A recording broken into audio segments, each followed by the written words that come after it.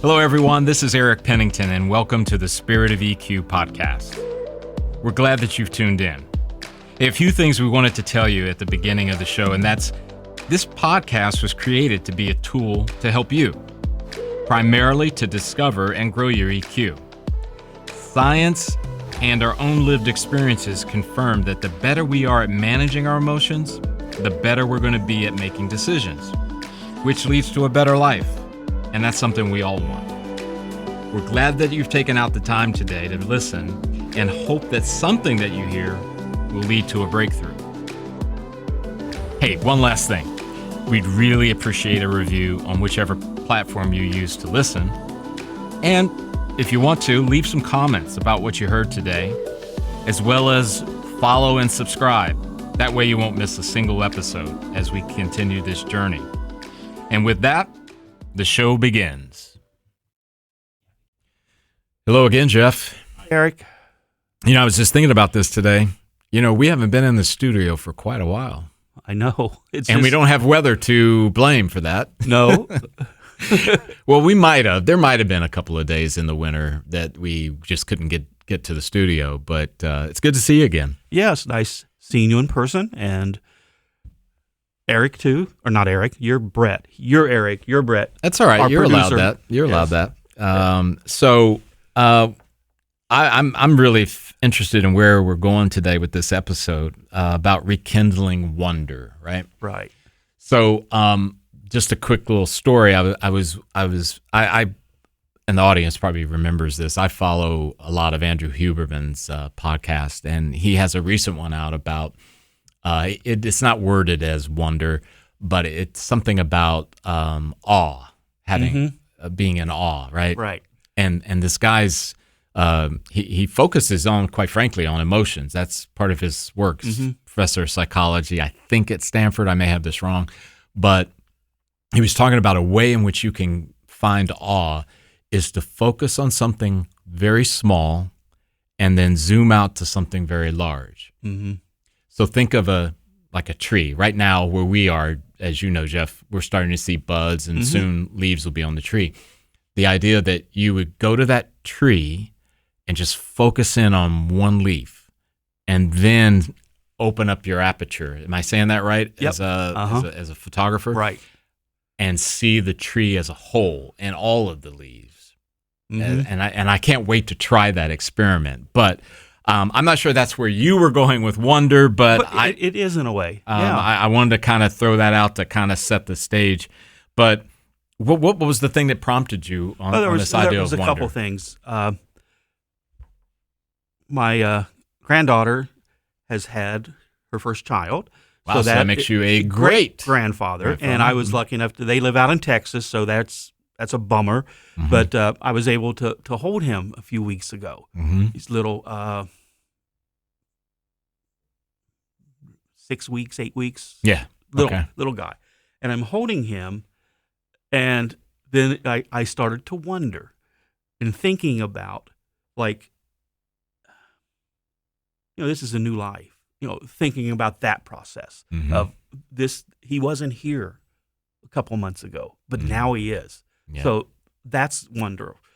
And thinking about, what's his future going to be? What is he going to have? What kind of person is he going to be?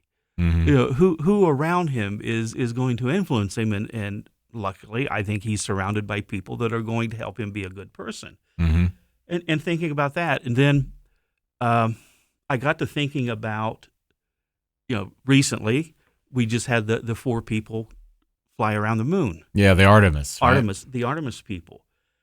And that got me thinking to something else.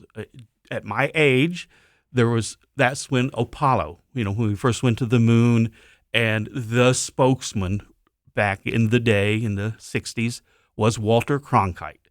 If you don't know who he is, he was the senior statesman of Anchorman. Yeah, he was with CBS News, right? Yeah, he was the evening anchor person. Okay. But he had a spatial connection to the space program. And so he was, even working for CBS, he was an official NASA spokesperson. Oh, I didn't know that. He was big into it. And so that's what you listened to during this. So I remember that, but there's a couple things that when I was a kid, so would have been in 68, so I would have been 11. Mm-hmm. The Apollo 8 astronauts were the first people to orbit the moon. They just went up, orbited, and came right back, almost a mirror image of this last one. Right. Christmas Eve, they read from Genesis while they were going around the moon. And that struck me so much to hear that. And then the other one was Apollo 11 when we actually landed on the moon. So I would have been just turning 12 when that happened. And I can remember going out and looking up into the moon and going, there's people standing on that. You know, that sense of wonder of, wow, that is just amazing. Or the sense of wonder of these people reading Genesis back to the earth, you know, saying good night, good earth, I think is how they signed off. So it just got me thinking about, do we take time to have a sense of wonder? And I'm not talking about like, I wonder who who was the first guy that decided to put wheels on a suitcase, or, you know, just it's not things like that, but it's things that go deeper. So that started me thinking along the lines. So do I still have a sense of wonder? Do I still look for that in things going on around me? That's really powerful, because in the age that we live in, where speed and efficiency and answers quickly are the norm, I'm hearing you say that it's important to carve out intentional times to find wonder. Or just either carve out the time, or just, well, I guess you are. It's almost like you're almost maybe even more of have your radar on for it. Yeah, to actually be looking for it. Our Sunday night group, we're doing a book I just mentioned in the last broadcast or a podcast called Radical Acceptance. But what we got out of this is, you know, a pause. To take a pause during the day, or take the pause when you see something to say, wow, that's really amazing.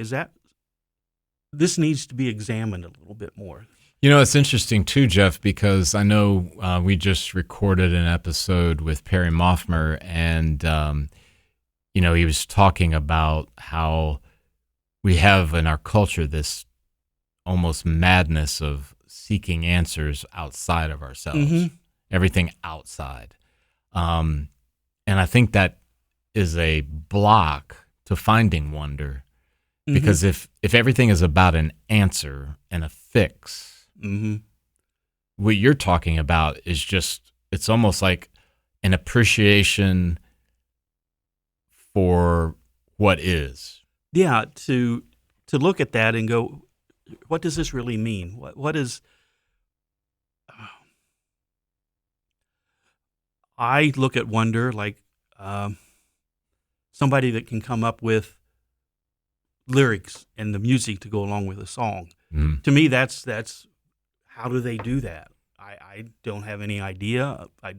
Maybe I could. I don't know, but just sing something like that. Where did they come up with this wonderful music and the lyrics that are hitting me right in my heart? You know, do you ever take time to think about that? Well, I think there's another thing for our audience that's important to remember. Maybe it's an obvious. We're not advocating that you quit your job and just go looking around for wonder, right? No. It's not that at all. What we're trying to say is that integrating wonder into your daily existence. We know, most of us, 8-hour job, you know, you've got to run to the grocery store, you have to pick up kids from soccer practice, whatever the case may be. But along the way, if we integrate wonder into our daily practice, this life we live, it's a much more rich, a much richer life. Yes, it'll help you focus on the positive. Yeah. You know, you'll look at something and you wonder, wow, that is just amazing. That's Jeff, that's really, really powerful too, because I think it's almost like that's a potential antidote, or maybe it's how I'm stumbling over my words that I want to say, but it's not a fix, but it's a solution potentially to an age where we're bombarded with all of this news, and typically it's all, I mean, it leans toward being negative and pessimistic and all the rest. And if we're not careful, we may begin to believe that that is the entirety of the existence that we're in. Right. And as I mentioned at the beginning of our show here, thankfully, every spring, trees bud, and then there are leaves, and then there's the fullness of the tree. Right. Right? So I think you're onto something here, right?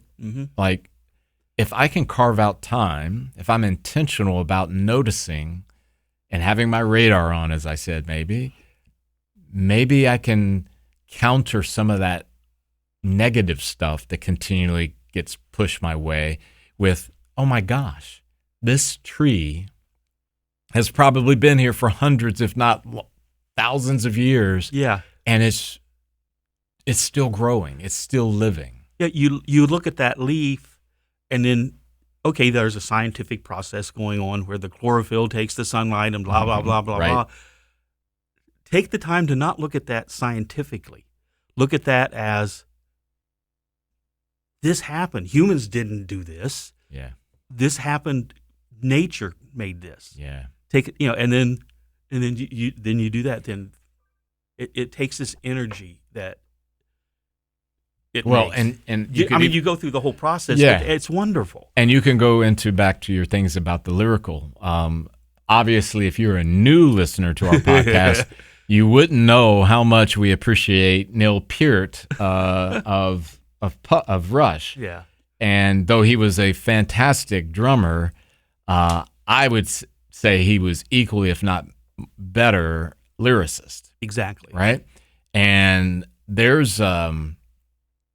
a number of the songs that he wrote that, after listening to him, I'm still thinking about what he was communicating. The Garden. Yes. I'm looking over right now at our producer, Brett, who also is a fellow Rush fan. And Jeff, that was the song I was thinking about, The Garden. It is the lyrics are so profound.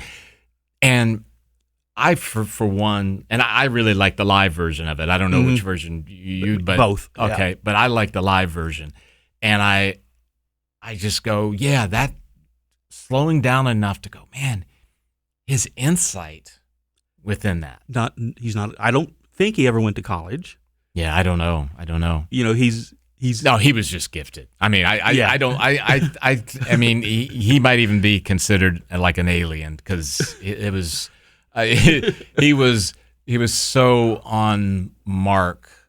It's almost like in some ways he had this this gift of being able to, again, open up that aperture and kind of scan over and say, this is what I'm seeing that's impacting this whole dynamic of culture and behavior. Then he could take it into something that we want to listen to again and again and again. Because it goes to the places where we would process, we would think.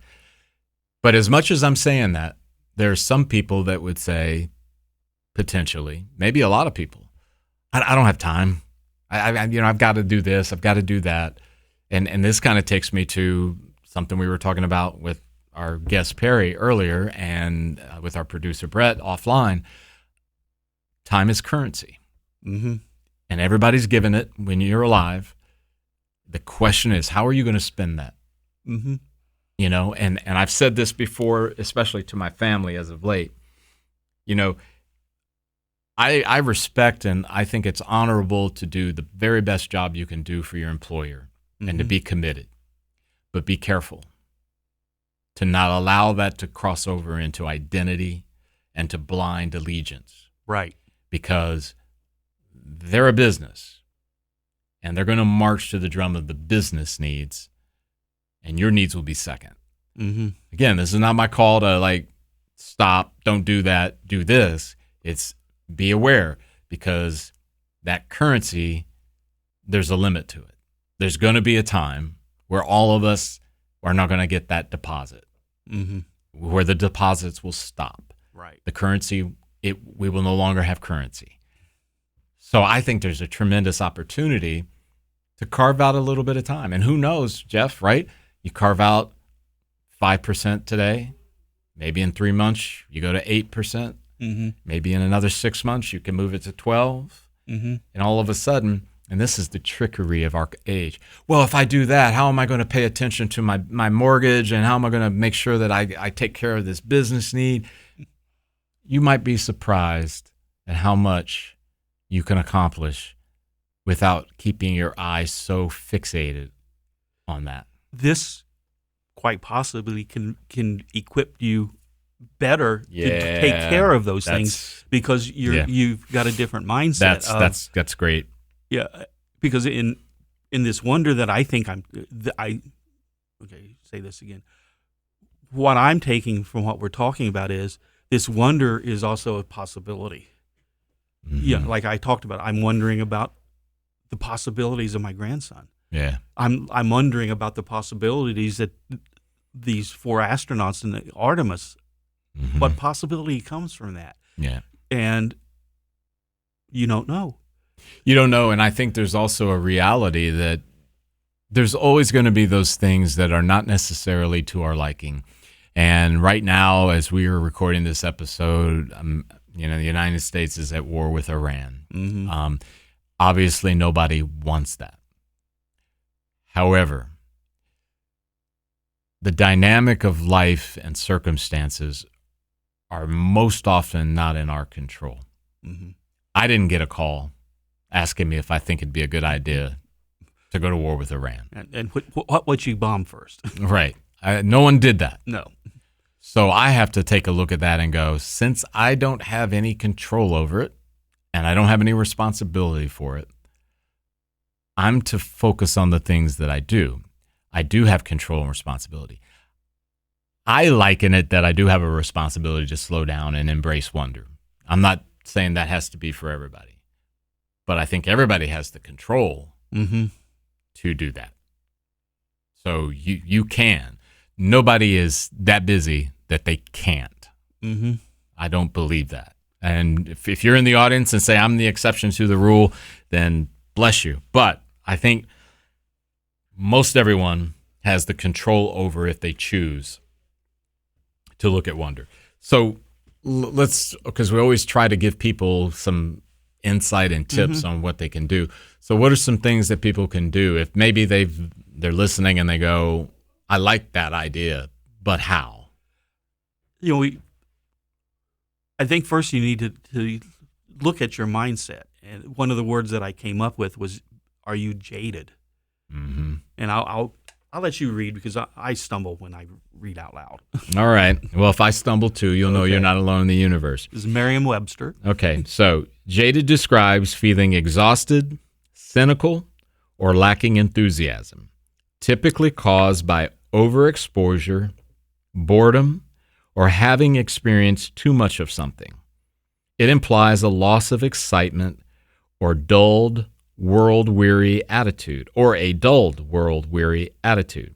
Synonyms include cynical, weary, satiated, blasé, indifferent, and worn out. And Jeff, you know what leaps out to me in that definition? What's that?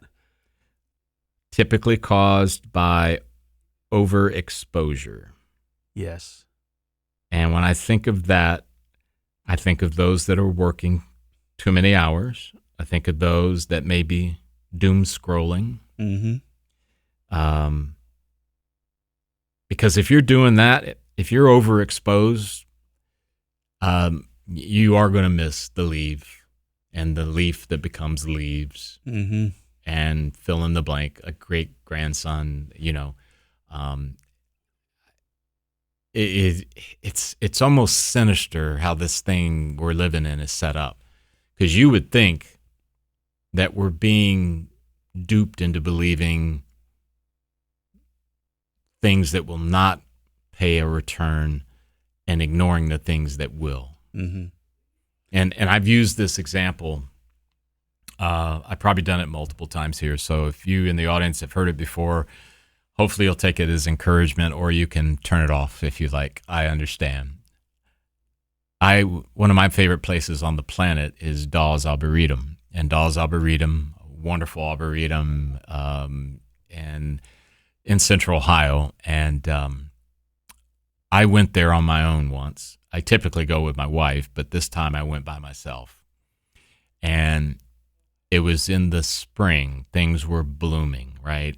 And I walked past this one particular tree, and it was just breathtaking. The color, the vibrancy, the weather was, it was probably like low 70s, a little bit of a breeze, sunny. I was just thinking, oh, this is so beautiful. And then it dawned on me, Jeff, I've seen this tree a million times.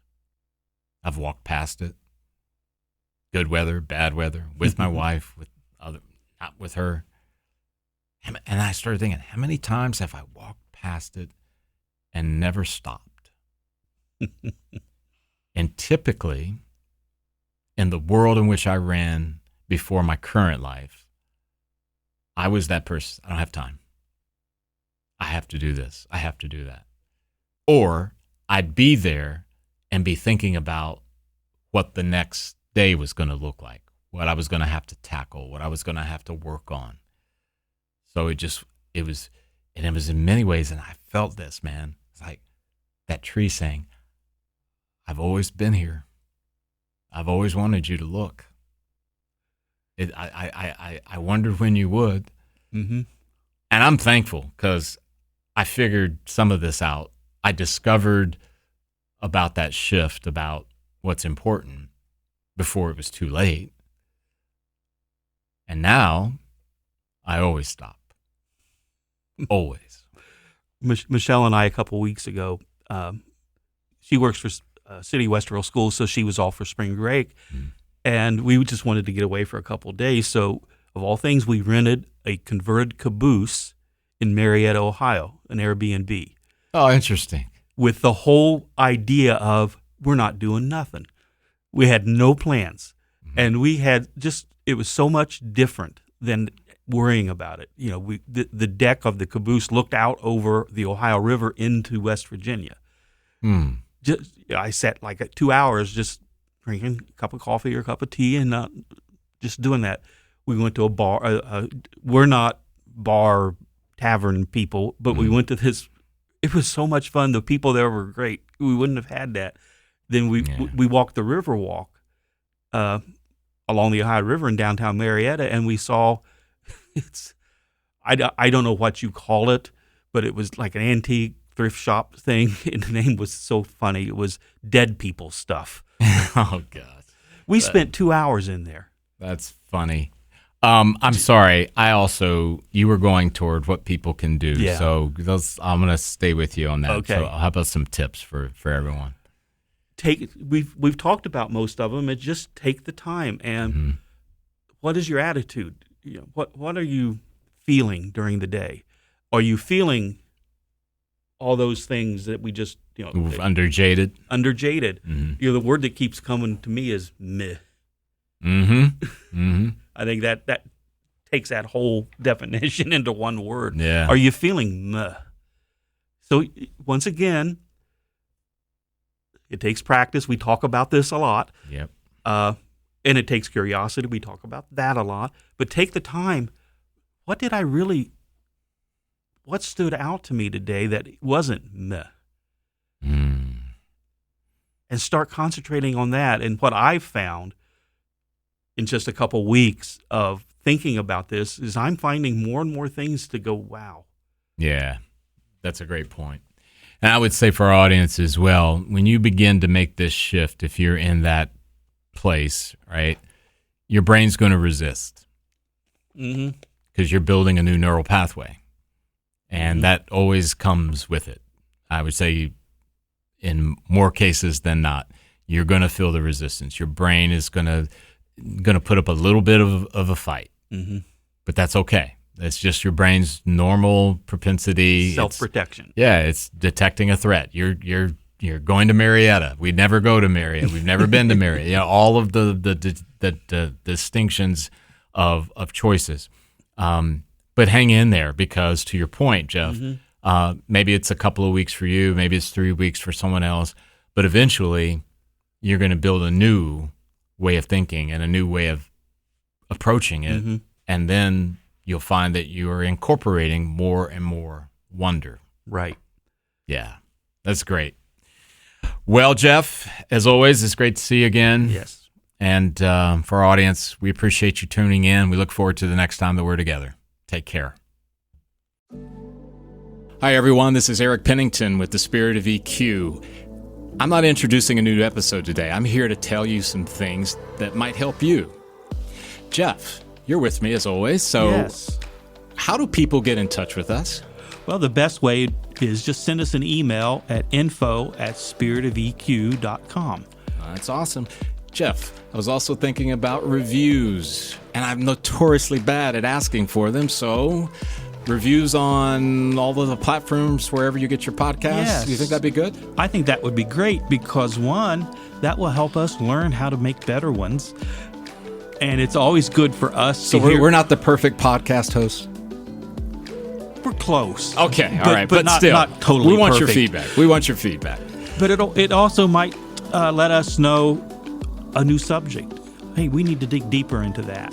Yeah. So let us know what you think. Cool. We really appreciate that. As always, too, there is social media, LinkedIn, Facebook, and we also have a YouTube channel. Those also have mechanisms or options for you to be able to leave a comment, a like, or those kind of things. Just want to make sure that you know how to get in touch with us. Right, Jeff? Right. We appreciate you all. Thank you.